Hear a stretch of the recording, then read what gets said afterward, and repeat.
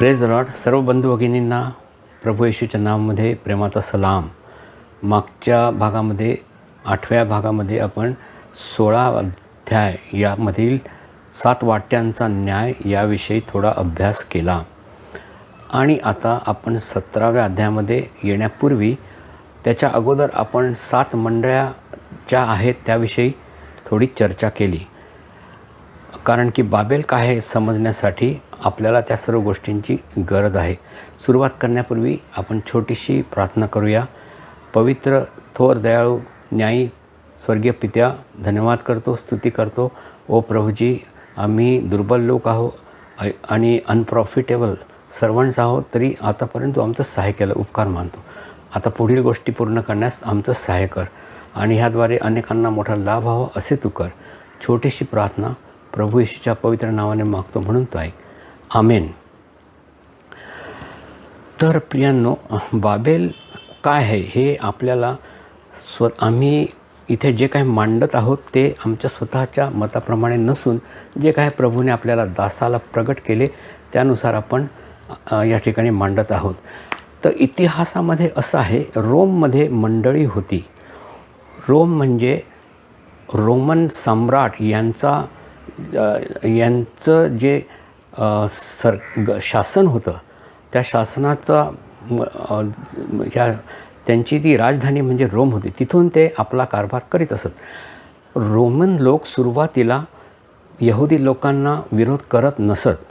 Roman राज्यपद्धतीमध्ये पुष्कळ liberal किंवा अशा प्रकारे उदारमतवादी विचारांचं शासन होतं आणि यहुदी लोकांना त्यांनी सूट दिली. एवढंच नव्हे तर मंदिर जे आहे, जे पुष्कळ खराब झालं होतं, हेरोद राजाने ते नीट करून दिलं होतं यहुदी लोकांसाठी. तथापि मंडळीची सुरुवात झाली आणि त्यानंतर शत्रू सैतानाचं काम सुरू झालं आणि रोमचे सरकार जे आहे ते ख्रिस्ती लोकांच्या विरोधात आणि यहुदी लोकांच्या विरोधात गेले. 70व्या दशकात IS 70मध्ये आपल्याला ठाऊक आहे की रोमच्या राज्याने यरुशलेम शहर पाडून टाकले, मंदिर तोडून टाकले. ही सर्व स्थिती आहे. तथापि एक गोष्ट अजून आपल्याला समजून येते की त्या काळामध्ये ख्रिस्ती लोकांचा जरी छळ सुरू झाला होता तरी अनेक ख्रिस्ती लोक, प्रभूचे लोक छळ सहन करीत आणि प्रभूला त्यांनी कधी सोडले नाही. मरेपर्यंत ते प्रभूच्या विश्वासू राहिले. एक सिस्टर होती, जवळ 30 का 32 वर्ष वय होतं. तिचं नाव परपेश्व असं होतं. तिला एक लहान बाळ देखील होतं. तिला सांगितलं की तू एका देवतेला नमन कर, परंतु तिने नकार दिला. आणि अशा प्रकारे जे लोक ख्रिस्ती लोक जे मूर्तीला नमन करीत नसत त्यांना मोठी शिक्षा म्हणजे ते ग्लॅडिएटर्स किंवा एक मोठ्या रिंगणामध्ये त्यांना टाकत आणि एका अतिहिंस्र पशूकडून तुडवले जाण्याची शिक्षा त्यांना दिली जात असे आणि हजारो लोक ती पाहत असत. स्टेडियम असायचं. तर त्या ठिकाणी तिला ती शिक्षा दिली आणि ती मागे हटली नाही, ती मरण पावली. तर लोकांना ह्या गोष्टीचं फार आश्चर्य वाटत असे. रोमन लोक आणि ग्रीक लोक हे फार चकित झाले की ख्रिस्ती लोक कशाकरिता एवढा छळ सहन करतात, का बरं? हा येशू कोण आहे? तर येशू कोण आहे असा प्रश्नाने त्यांची झोप उडवली आणि पुष्कळ लोक नंतर ख्रिस्ती झाले. तर रोममध्ये अशा प्रकारे पुष्कळ लोक ख्रिस्ती झाले आणि त्यानंतर आपण मागे थोडं बघितलं मागच्या वेळेला की परगम नावाची मंडळी होती. परगम नावाच्या मंडळीमध्ये अनेक बाहेरचे लोक म्हणजे जगातले लोक घुसले. तारण वगैरे त्यांना गरज नव्हती आणि अशा रीतीने पुढे नंतर मग एक सेवा करणाऱ्या लोकांचा एक गट किंवा एक वर्ग तयार झाला आणि त्यानंतर ती मंडळी म्हणजे रोमन कॅथलिक मंडळी सुरू झाली. आज देखील रोम या ठिकाणी मंडळी आहे आणि रोमशी हे सर्व जणू काही जडलेलं आहे. आपण बघितलं 7 राजे होते, रोमन सम्राट होते आणि पुढे युरोपियन युनियनमधून येणारे 10 राजे, ते पण जणू काही रोमचाच, युरोपियन राष्ट्रे म्हणजे रोमचाच भाग. तर अशा प्रकारे रोमशी ही निगडीत गोष्ट आहे. तर प्रियांनो, की ही बाबेल नगरी जी आहे ती काय आहे हे हळूहळू आपल्याला समजून येते. चौथ्या शतकात कॉन्स्टंटाईन नावाचा बादशाह होता आणि त्याने ख्रिस्ती हे रोमचे अधिकृत धर्मपीठ किंवा धर्म बनवला. कारण पुष्कळ लोक ख्रिस्ती झाले होते आणि त्याने रोमचं जे धर्मपीठ आहे ते ख्रिस्ती असं डिक्लेअर केलं. आणि नंतर थोडं असं पण झालं की नंतर एक मोठी धर्मविषयक परिषद भरली आणि त्या परिषदेमध्ये मूर्तीपूजा करू नये किंवा ख्रिस्ती धर्मामध्ये किंवा ख्रिस्ती समाजामध्ये पण मूर्तीपूजा वगैरे सुरू झाली होती, ती अनुचित ठरवण्यात आली. तथापि असं झालं की रोमच्या मंडळीने ह्या कॉन्स्टंटिनोपल या राजाच्या या मताशी असहमती दर्शविली आणि ते अलग झाले. अशा रीतीने ईस्टर्न रोमन चर्च किंवा एक ग्रीक ऑर्थोडॉक्स चर्च नावाचं चर्च स्थापन झालं आणि वेस्टर्न रोमन चर्च किंवा रोमन कॅथलिक चर्च स्थापन झालं. आणि पुढे असं झालं की ग्रीक ऑर्थोडॉक्स चर्चचा प्रभाव कमी होत गेला आणि रोमन कॅथलिकचा प्रभाव वाढत गेला. अशा प्रकारचा हा इतिहास आहे. तर प्रगटीकरण 17 आणि 18व्या अध्यायात रोम असा उल्लेख नसून बाबेल असा एक उल्लेख आहे. योहान जो होता रोमच्या राज्यात रोमच्या राज्यात तो होता आणि त्याला जरी 96मध्ये इसं 96मध्ये प्रभूने प्रगटीकरण दिलं आणि तो जरी तसा त्याला भीती अशी काही नव्हती, तरी परंतु आपल्याला असे दिसते की योहानाने जे लिखाण केले त्यामध्ये रोम हा शब्द आणला नाही, तर त्याऐवजी त्याने बाबेल असा शब्द आणला. परंतु बाबेल काय आहे? आता या ठिकाणी आपण 17व्या अध्यायामध्ये आपण वचन वाचूया. पहिले वचन, आणि ज्या 7 देवदूतांजवळ त्या 7 वाट्या होत्या त्यांच्यातील एक येऊन माझ्याशी बोलला. तो मला म्हणाला, इकडे ये. जी मोठी कलावंतीण पुष्कळ जलांवर बसलेली आहे तिचा न्याय झालेला मी तुला दाखवतो. आणि तिसरे पण वचन वाचूया. तिच्याशी पृथ्वीतील राजांनी जारकर्म केले आहे आणि तिच्या जारकर्माच्या द्राक्षारसाने पृथ्वीवरील राहणारे मस्त झाले आहेत. मग त्याने मला आत्म्यात रानामध्ये नेले. तेव्हा दुर्भाषणाच्या नावाने भरलेल्या आणि 7 डोकी आणि 10 शिंगे असलेल्या किरमिजी रंगाच्या श्वापदावर बसलेली स्त्री मी पाहिली. तर प्रियांनो, गूज किंवा मोठी बाबेल असं पुढे लिहिलेलं आहे. आणि गूज म्हणजे काहीतरी रहस्यमय गोष्ट. तर हे बाबेल जे आहे त्या काळामध्ये काही बाबेल नव्हते आणि बाबेल अशा रीतीने जो उल्लेख आहे तो काय दर्शवतो? आपण थोडीशी तुलना आपण करूया. बाबेल आणि रोम यांची तुलना करूया. पहिला मुद्दा असा आहे, बाबेल म्हणजे बॅबिलोन म्हणजे नबुखदनेसराच्या काळात जे होते त्याने यरुशलेमवर आक्रमण केले व त्याचा विध्वंस केला. रोमने हे काय केले? रोमने देखील यरुशलेमवर आक्रमण केले व मंदिर व शहर नष्ट केले. दुसरा मुद्दा, बाबेलने यहुद्यांचा द्वेष केला. तर रोमने देखील यहुदी व ख्रिस्ती दोघांचाही द्वेष केला. बाबेलचा अर्थ आहे गोंधळ किंवा द्विधा अवस्था. रोम किंवा रोमन चर्च हे देखील स्वतः गोंधळलेले आहे. अनेक गोष्टीबद्दल त्यांच्यामध्ये गोंधळ आहे.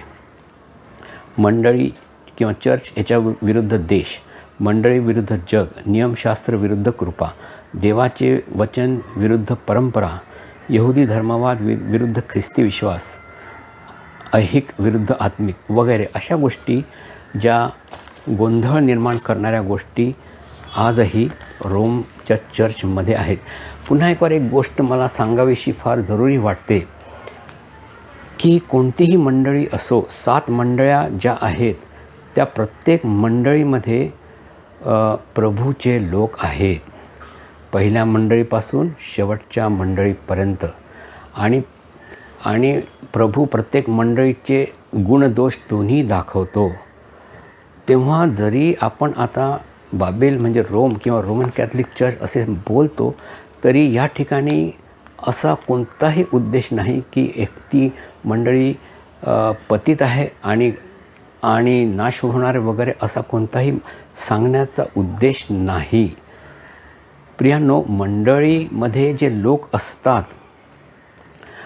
ते त्यांचे विचार, त्यांच्या गोष्टी ह्या त्या मंडळीचा जो सिद्धांत असतो त्याच्याप्रमाणे असतात असे जरुरी नाही. आणि आजकाल आपल्याला दिसत आहे की पुष्कळ लोक सर्व मंडळामधून, प्रोटेस्टंट असो, कॅथलिक असो, अनेक लोक प्रभूचे वचन वाचत आहेत आणि त्यामध्ये त्यांच्यामुळे त्यांना पुष्कळ त्यांच्यामध्ये बदल झालेला आहे. तेव्हा कोणीही कृपा करून आमचे म्हणणे आहे की कोणीही यावरून चुकीचा अर्थ काढू नये. जे काही प्रभूच्या वचनात लिहिले आहे त्यावरून आपण ही गोष्ट बघत आहोत. प्रत्येक मंडळीमध्ये प्रभूचे लोक आहे आणि थायतिरा किंवा रोमन कॅथलिक चर्चमध्ये पण प्रभूचे लोक आहेत आणि त्यांच्याविषयी प्रभूने चांगल्या गोष्टी सांगितलेल्या आहे. आपण जर पुन्हा एक वार 2 अध्याय 3 अध्यायामध्ये पाहिले तर आपल्याला ते दिसून येईल. त्यामुळे आपण कुठलाही गैरसमज त्यामुळे आपण बाळगू नये. तर 17 अध्यायाच्या पहिल्या वचनात लिहिले आहे, पुष्कळ जलांवर बसलेली, अशा प्रकारे लिहिलेले आहे. आणि ह्या मंडळीला किंवा ह्या स्त्रीला प्रभूने जे टायटल किंवा जे पद लावलं आहे ते काय आहे? कलावंतीण. आणि ही एक नगरी आहे. हे आपल्या स्त्री म्हणजे नगरी हे आपण मागेच बघितले.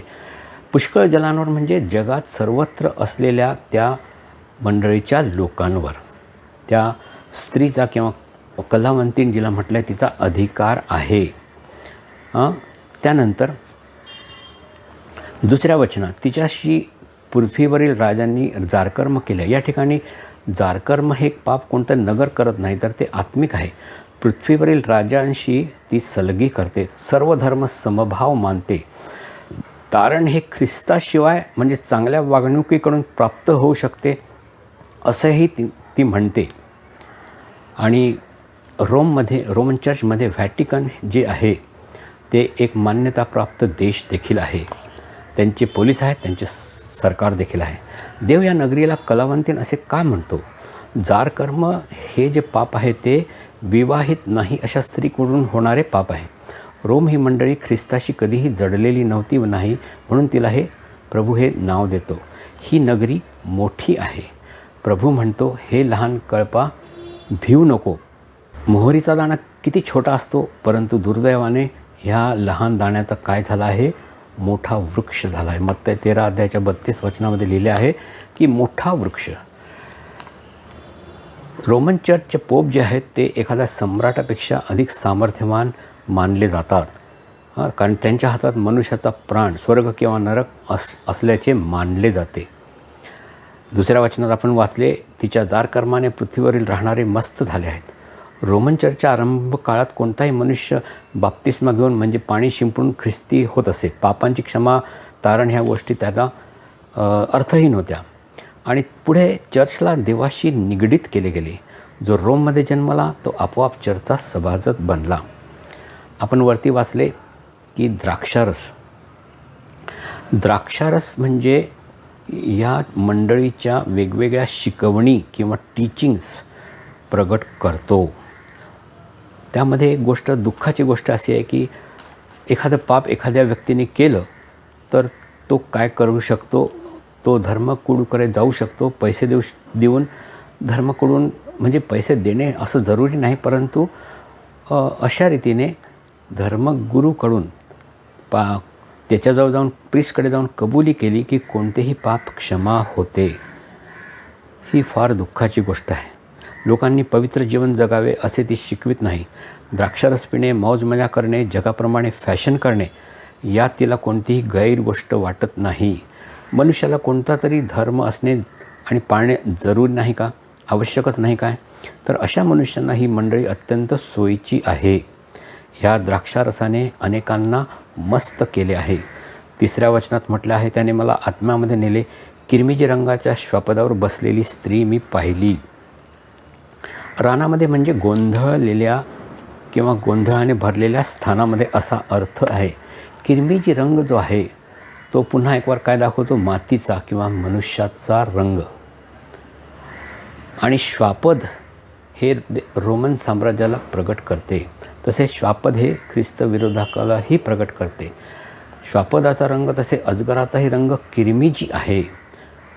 तर दुर्भाषणांच्या नावांनी भरलेले आहे. इथे दुर्भाषण किंवा ईश्वरनिंदा म्हणजे देव हे पदनाम स्वतःला लागू करणे. जसे रोमन कैसर करत स्वतःला देव मानत, तसेच आज पोपला देखील देवाचा अधिकार असल्याचे मानले जाते. ही फार दुःखाची गोष्ट आहे. स्त्रीने किरमिजी व जांभळी वस्त्रे परिधान केली आहेत. जांभळा हा रंग निळा व किरमिजी यांच्या मिश्रणामुळे बनतो. येशूचे नाव जे आहे ते म्हणजे स्वर्गीय निळा रंग दाखवतं. जांभळा रंग कसा बनतो, कलर कसा बनतो, किरमिजी आणि निळा ह्यांच्या मिश्रणाने बनतो. तर निळा रंग म्हणजे काय? निळा रंग म्हणजे स्वर्गीय. तर किरमिजी रंग काय दाखवतो? किरमिजी रंग मनुष्य दाखवतो. तर अशा प्रकारे दोन्हीचे जणू काही मिश्रण आहे. जणू काही दैहिक व स्वर्गीय दोन्ही मिसळले गेले आहेत. जांभळा रंग हा सन्मान व सामर्थ्याचेही प्रतीक आहे. स्त्रीला एक महिमा किंवा प्रताप आहे तरी तो ऐहिक आहे. पोपचा झगा जांभळा तर इतर कार्डिनल यांचे झगे किरमिजी असतात. पुढे आपण वाचले तर दिसून येते, सोने, मौल्यवान पाषाण व मोते यांनी ती शृंगारलेली होती. सोने, मूल्यवान पाषाण हे नवे यरुशलेममध्ये देवाची काही गुजे प्रकट करतात.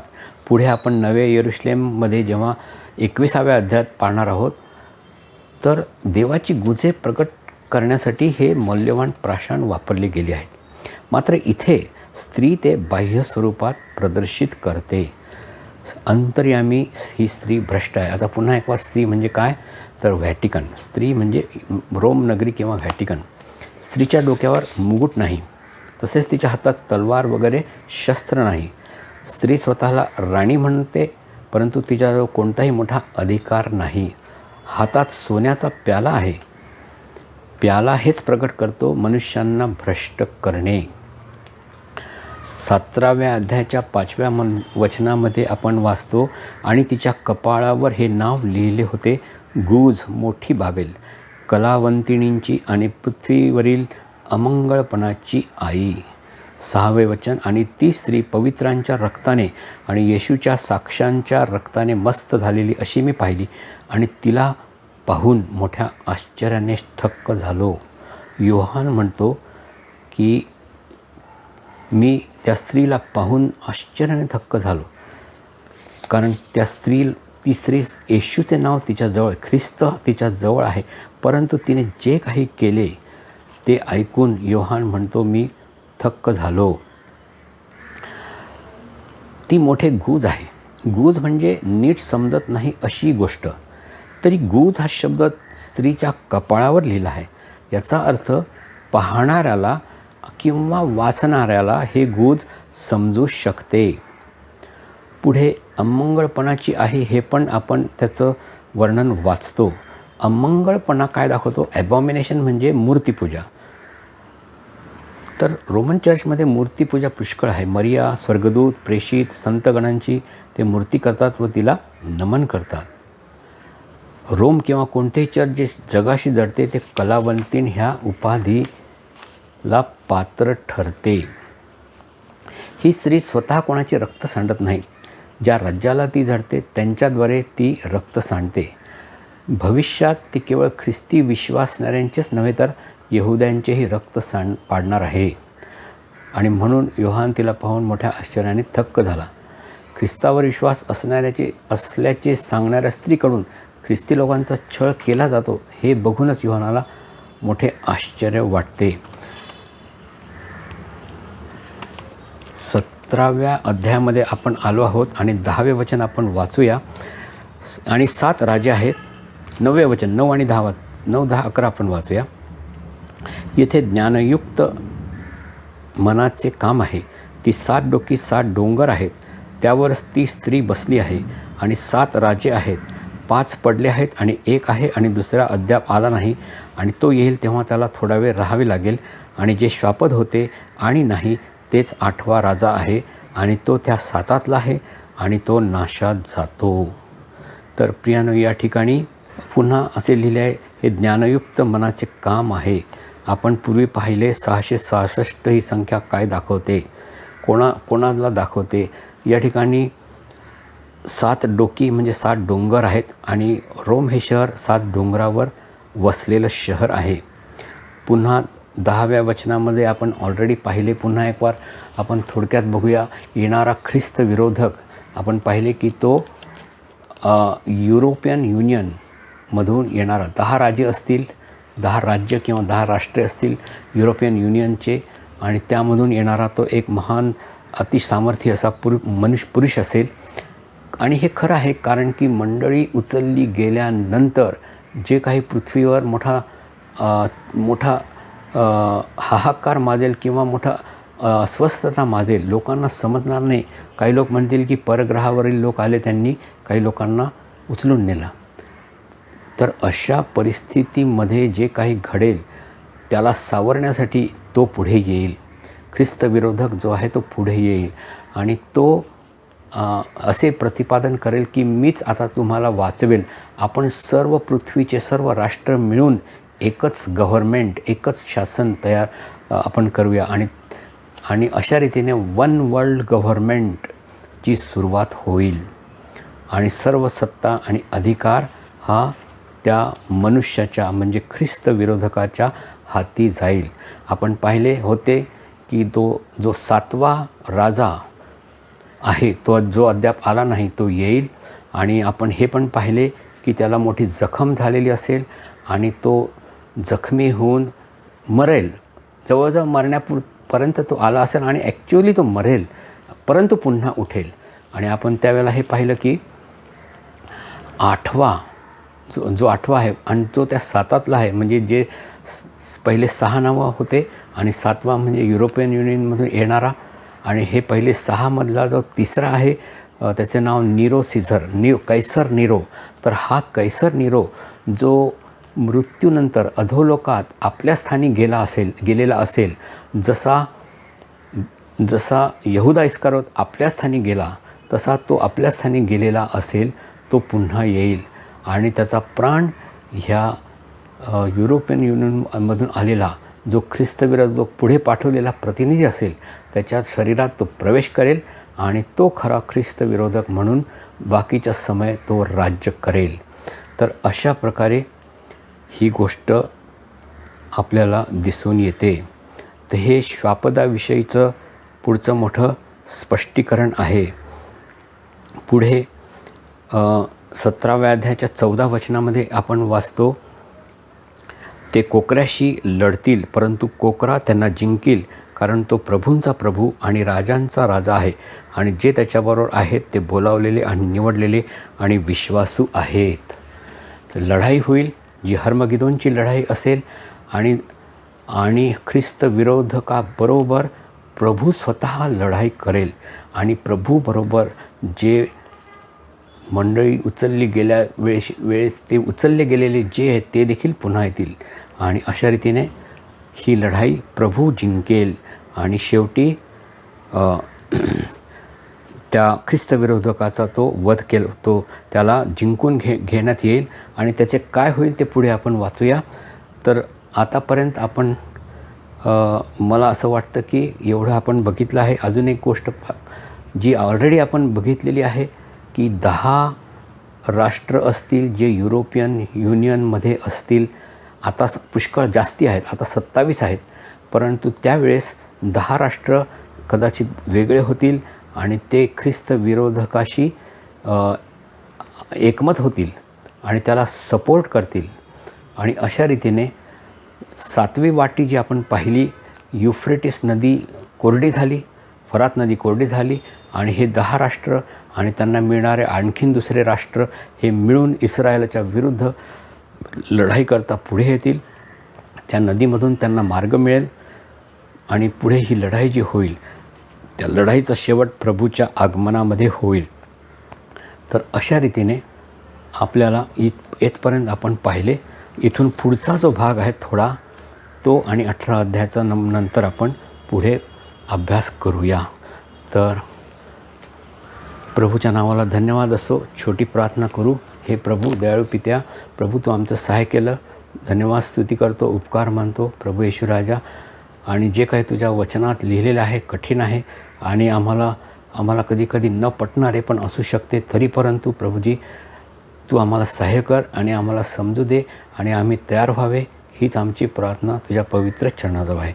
छोटीशी प्रार्थना तारणारा प्रभू येशू च्या पवित्र आणि गोड नावाने मागतो, म्हणून तो ऐक. आमेन. Praise the Lord. सर्वांना प्रभू येशूच्या नावामध्ये पुन्हा एकवा प्रेमाचा सलाम.